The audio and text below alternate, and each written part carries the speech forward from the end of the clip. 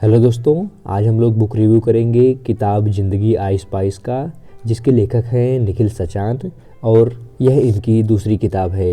इसको प्रकाशित किया है हिंदी युग्म ने और इसमें पृष्ठों की संख्या है 110 और अमेजन पर इसका मूल्य है 108 रुपये। मूल्य अलग अलग वेबसाइटों पर अलग अलग हो सकते हैं। किताब के शुरू में लेखक लिखते हैं कि न मालूम कब और कैसे लिखने का वक्त निकाल पाया, लेकिन खुश हूँ कि एक और किताब आपके बीच रख पा रहा हूँ।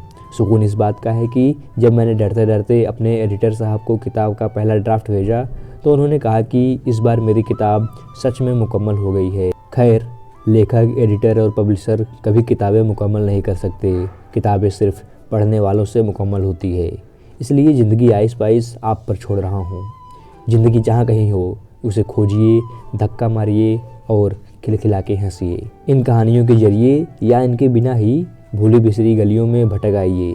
खेलते कूदते बच्चों को निहारिए, पुराने बंद संदूकों में सुकून के 4 लम्हे खोजिए, कुछ पुरानी मोहब्बतों को याद करिए और मेरी माने तो कुछ नई भी फरमाइए। यह किताब एक कहानी संग्रह है और उसमें 9 कहानियाँ हैं। कहानियों के नाम हैं फिर एक परवाज, विक्की मल्होत्रा का प्यार, 1957, बस्ती बस्ती ढेर उदासी, अटरिया पे लोटन कबूतर रे, बलम्मा तुम क्या जानी पेरी प्रीत, क्यूट मोहर सिंह, बिना पूछ के टेडपोल, कैनवस के जूते और रात रानी के फूल।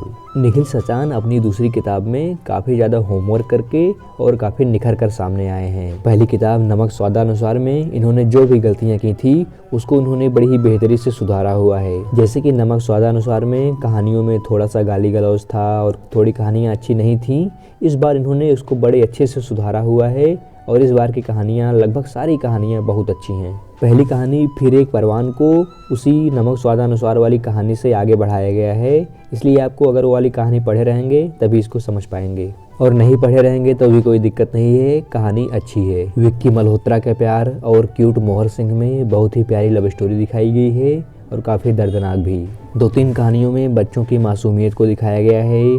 एक कहानी में अकेलेपन को दिखाया गया है कि जो व्यक्ति अपने सपने को मारकर अकेला जीता है। ऐसे ही सारी कहानियाँ एक दूसरे से अलग हैं और काफ़ी ज़्यादा अंदर तक घुस के आपको सोचने पर मजबूर कर देती हैं। सचान साहब की लिखने की कला काफ़ी अलग है। ये एकदम से कहानी के तह तक जाते हैं, उसको पूरा निचोड़ देते हैं और ऐसे आपको पेश करते हैं कि आप इसको बस पढ़ते ही जाएंगे। जल्दी जल्दी पढ़ने की कोशिश करेंगे तो आप समझ ही नहीं पाएंगे, क्योंकि इनकी बातों में इतना गूढ़ रहस्य होता है कि आपको कहानी को धीरे धीरे ही पढ़ना पड़ेगा।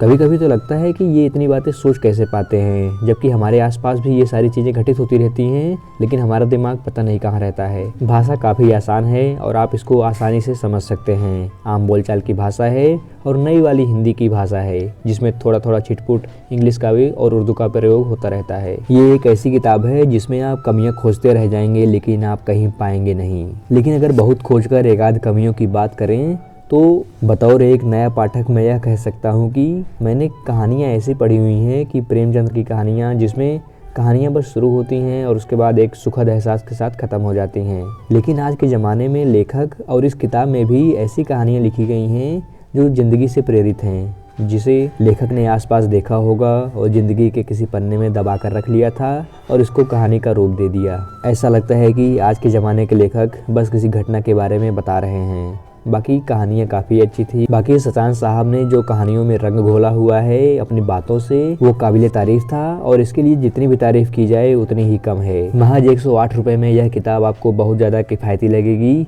और आपका फुल पैसा वसूल करेगी। तो दोस्तों, आप लोग भी पढ़िए इस किताब को और बताइए कैसी लगी। इस वीडियो को यहीं पर समाप्त करते हैं और बहुत ही जल्दी हाजिर हो जाऊँगा एक नए और धमाकेदार वीडियो के साथ। तब तक के लिए हंसते रहिए, मुस्कुराते रहिए और अपना ख्याल रखिए।